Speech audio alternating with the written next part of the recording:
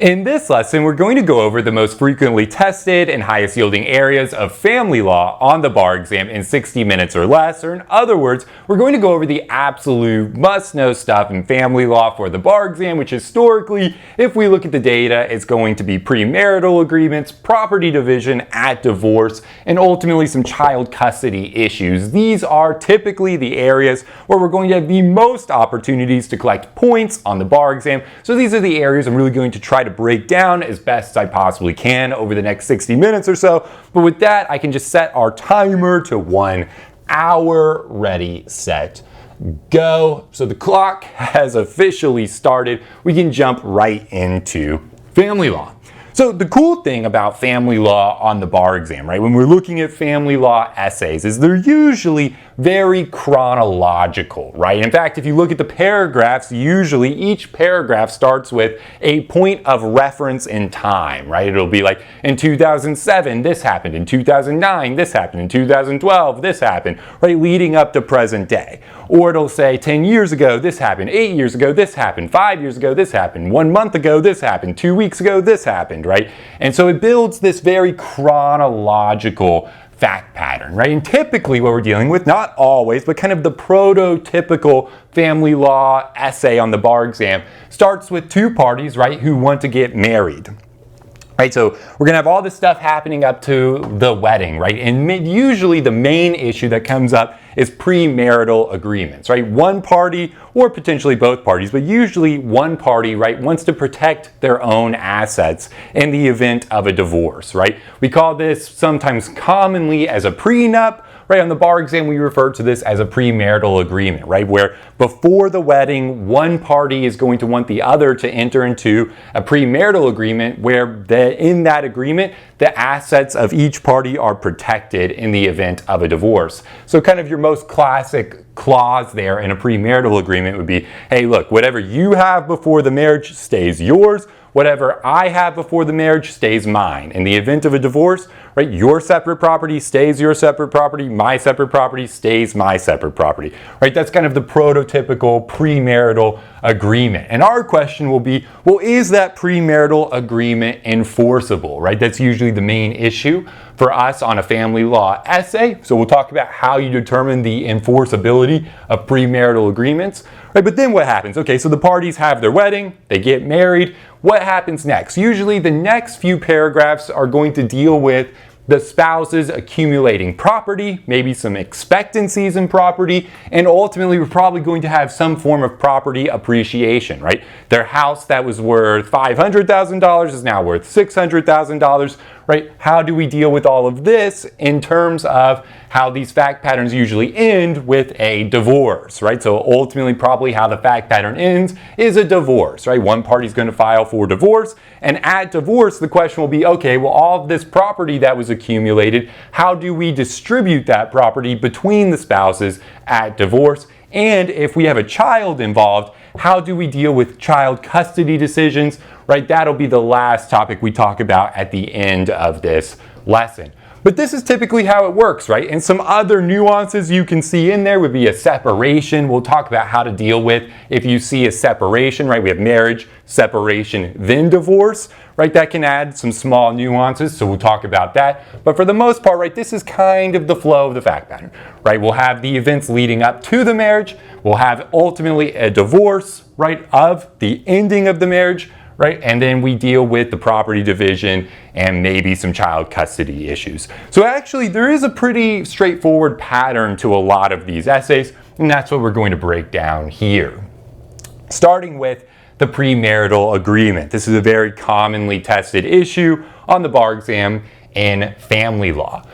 Right, so the enforceability of premarital agreements in every state turns on three factors, right? Voluntariness, fairness, and disclosure. However, right, the majority of states, it's a small majority, but the majority of states have adopted the UPAA, the Uniform Premarital Agreement Act. right? And the bar exam will tell you what jurisdiction you're in.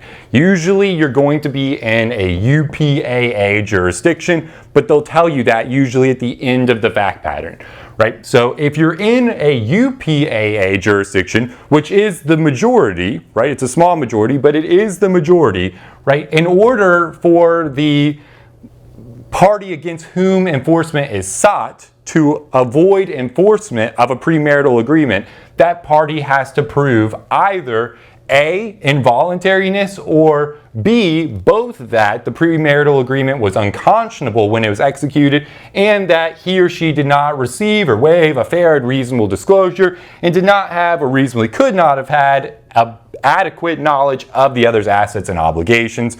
Right? This is the exact language of the statute, but the easy way to remember this is, right, we have three factors. We have voluntariness, we have fairness, and disclosure.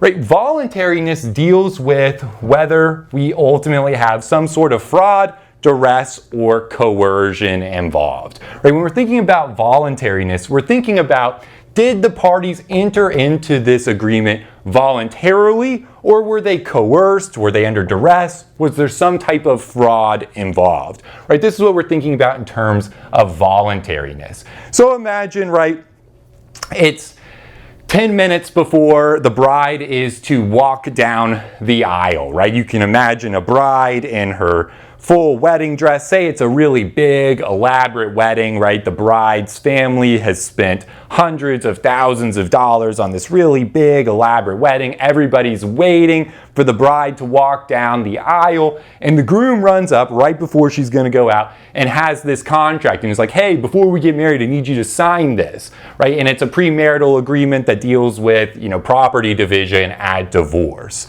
right? Well, at that point, right, the bride, if she signs that and enters into that agreement, right, she's probably going to be under significant duress and coercion, right? Especially if there's no time to consult anybody for advice, especially independent legal counsel. It's 10 minutes before she's about to walk down the aisle. It's already a very high pressure situation, right? That's very indicative of duress and coercion. Also there, if $100,000 has been spent on the wedding, or hundreds of thousands of dollars, right? Say that money's non-refundable. Well, at that point, the bride's going to feel very pressured to enter into it, because she's like, well, if I walk now, I can't get my money back, so I might as well sign this agreement, right? Especially if the groom is saying something like, hey, I refuse to marry you right now unless you sign this agreement, and it's 10 minutes before the bride's walking down the aisle.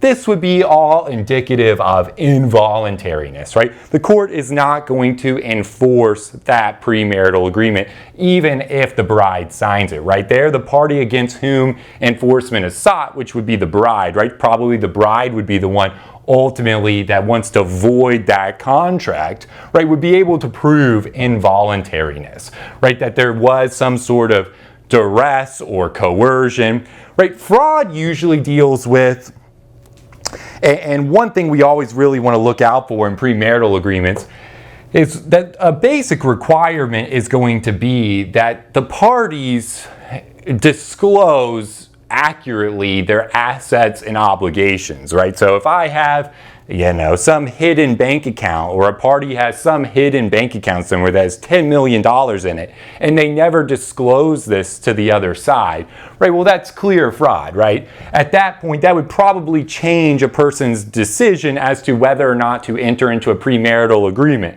right? If you're saying, look, all of your property that you have right now stays your property, all of my property that I have right now stays mine in the event of a divorce, but you're hiding a $10 million bank account, well, of course, that's obvious fraud, and that's failure to disclose assets and obligations. So if you see something like that, someone's actually hiding assets, right, especially if it's a significant amount of assets and it's being intentionally hidden, well, in that case, the party against whom enforcement is sought is probably going to be able to prove both of these, right, that there's obvious fraud there, and that the premarital agreement was unconscionable when it was executed, and that party did not receive fair and reasonable disclosure of assets and obligations. Right? So if you see that, disclosure, failure to disclose assets and obligations, right, that's usually very indicative of where a court is not going to enforce the premarital agreement.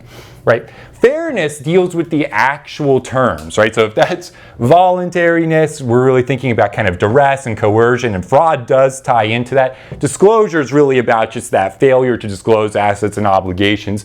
Fairness is all about the clauses themselves, right? The actual terms of the premarital agreement.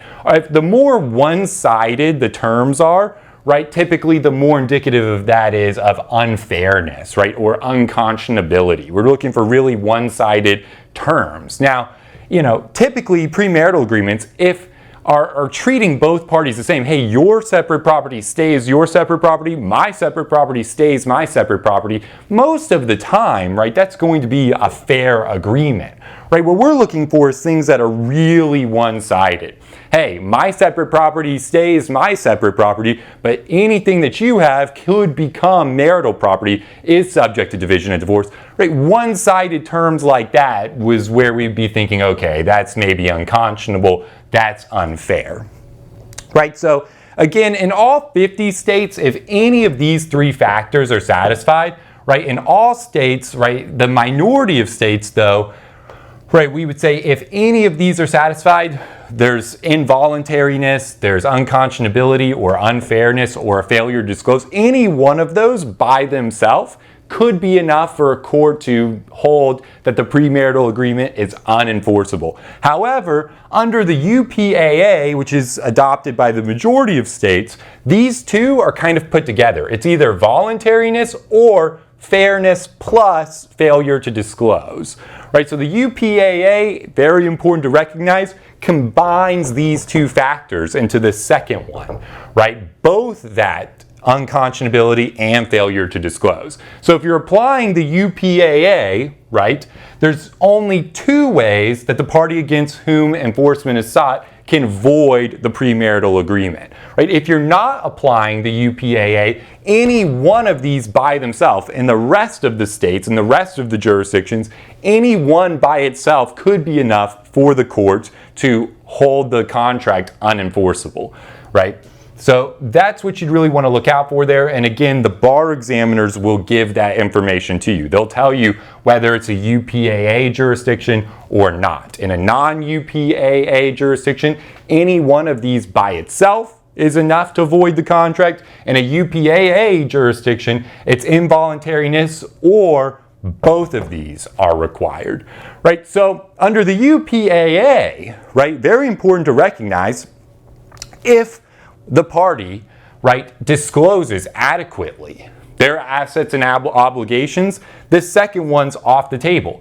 Even if it ends up being really unconscionable or really unfair, right? If it was entered into voluntarily, if it's unconscionable, but there was adequate disclosures made, doesn't matter, right? Because these two are combined. It's an and test under the UPAA. So kind of a classic fact pattern you would see, or could see, would be where the side does make adequate disclosures, right? Fully accurately discloses all their assets and obligations, but the terms of the contract maybe look a little bit unfair. Well, it doesn't matter, right? As long as under the UPAA, the party against whom enforcement is sought entered into the contract voluntarily, right? We don't have fraud, duress, or coercion. As long as there's that accurate disclosure, right, then the second one can't apply. Because she did receive, or he or she did receive, fair and reasonable disclosure.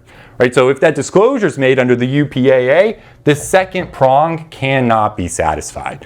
Right? So that's usually what you want to look for as like kind of your very first thing in a premarital agreement analysis. Do we have disclosure or not? Because that's very binary. The facts will either give you that or not. And if you have that, then you know under the UPAA, the second prong is out. So if you see that the party is making that fair and reasonable, adequate, accurate disclosure of their assets and obligations, right, the second prong is out, and really the only way the party against whom enforcement is sought can void the premarital agreement is by showing involuntariness, right? Fraud, duress, or coercion. Think about that bride 10 minutes before, sitting there in her, bridal dress, whatever you call it, in her wedding dress, right? And she's like about to walk down the aisle, and the groom runs up with a contract. And he's like, oh, sign this, or I'm running right now, or I'm bailing from the wedding, right? Well, yes, in that case, that would probably be indicative of the type of duress or coercion we're looking for to say she actually entered into it involuntarily, right? So that's the premarital agreement, right?